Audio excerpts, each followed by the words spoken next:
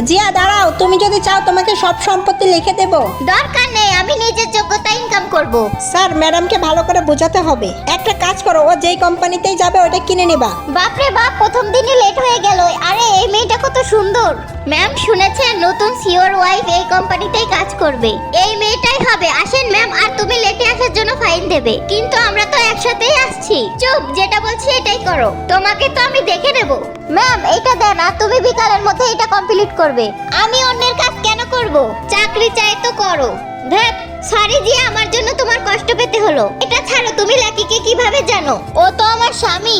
কত বড় মিথ্যাবাদী। কিছুদিন পর লাকির বিজনেস পার্টিতে আসি, তখন 2 টাকার মেয়ে তোমার এই পার্টিতে আসার সাহস কি করে হয়? বের হয়ে যায় এখান থেকে। চুপ করো, সিও আসছে। এই মেয়েটা আপনার ওয়াইফকে অপমান করেছে, ওকে ধাক্কা দিয়ে বের করে দিন। আমি আমার ওয়াইফকে কিভাবে বের করতে পারি?